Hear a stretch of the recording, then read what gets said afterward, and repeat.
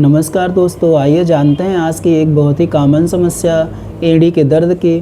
क्या कहते हैं इसको, इसके लक्षण क्या हैं, किन वजहों से होता है और क्या है इसका मैनेजमेंट, और लास्ट में बहुत ही इसकी कारगर एक होम्योपैथिक रेमेडी।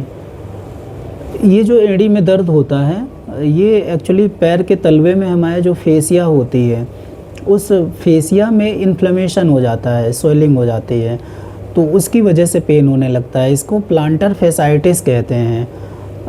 ये जो फेसिया है थिक बैंड टिश्यू की बनी होती है और ये हमारे हील बोन को ये टोए से अटैच करती है, कनेक्ट करती है, जोड़ती है।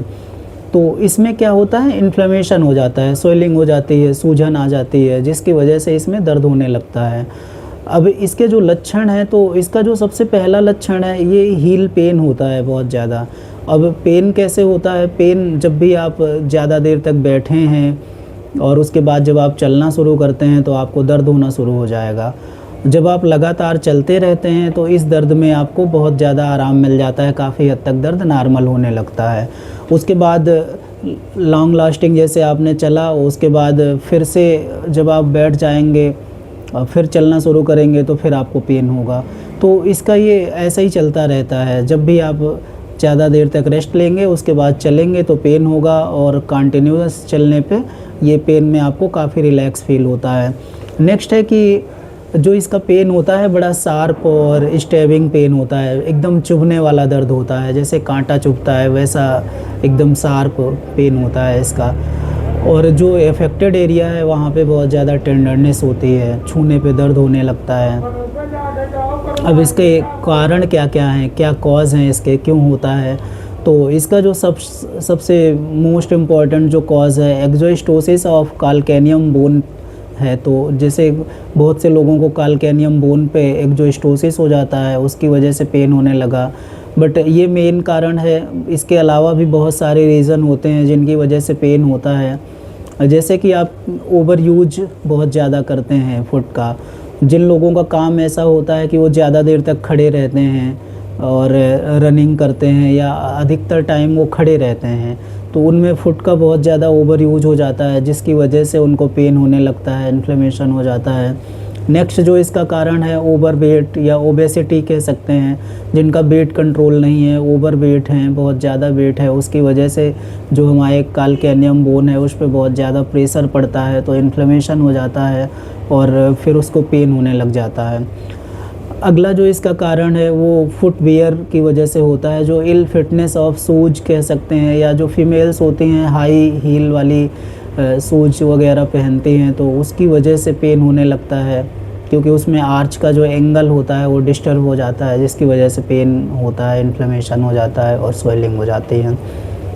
इसका जो अगला कारण है वो डायबिटीज़ मेलाइटस है। अगर आपका डायबिटीज़ कंट्रोल नहीं है उसकी वजह से भी हो जाएगा आपको पेन। नेक्स्ट जो इसका कारण है वो यूरिक एसिड बढ़ जाने की वजह से होता है। कई बार यूरिक एसिड बढ़ जाता है, उसकी वजह से पेन होना शुरू होता है। थायराइड है इसका एक हाइपर या हाइपोथायरॉयडिज्म है जिसको, उसकी वजह से भी ये पेन होने लग जाता है। तो ये हैं इसके जो मेन कारण है जिनकी वजह से समस्या होने लगती है। इसका मैनेजमेंट कैसे करते हैं, जो अफेक्टेड एरिया है वहाँ पे आप आइस क्यूब से सिकाई करेंगे, जिससे आपको काफ़ी हद तक रिलीफ मिलेगा। जो स्वेलिंग है वो कम होने लगेगी और टेंडरनेस कम होगा, स्वेलिंग कम होगी, इन्फ्लेमेशन कम होगा, तो उससे आपको काफ़ी हद तक रिलीफ मिलता है। सपोर्टिव शूज ले सकते हैं हम, जैसे सपोर्टिव फुटवियर आप यूज करेंगे, जैसे मेल में है तो सपोर्टिव शूज, वो जो सॉफ्ट सोल हो उसका, और कई बार उसमें कुशन्स लगाते हैं अलग से सॉफ्ट वाले, तो जो उसका यूज करके भी आप इससे थोड़ा बच सकते हैं, मैनेज कर सकते हैं।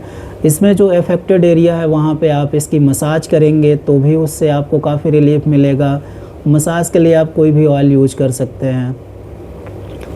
अब इसका होम्योपैथिक रेमेडी क्या है, क्या ट्रीटमेंट करते हैं इसमें, तो इसकी बहुत ही कारगर एक होम्योपैथिक रेमेडी है लीडम पाल। बाकी और भी कई सारी मेडिसिन हैं, जैसे हेक्ला लावा है, कॉस्टिकम है, अरेनिया डायडीमा है, अमोनियम म्यूर है, साइक्लामेन है।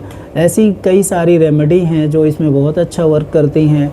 बट अगेन जब भी आप कोई मेडिसिन लेना चाहें तो फिर आप डॉक्टर से कंसल्ट करें और उसके बाद मेडिसिन लें, क्योंकि होम्योपैथिक हमारी सिम्टम सिमिलरिटी के बेसिस पे काम करती है, इसलिए अपने से कोई मेडिसिन ना ट्राई करें। Okay, thank you.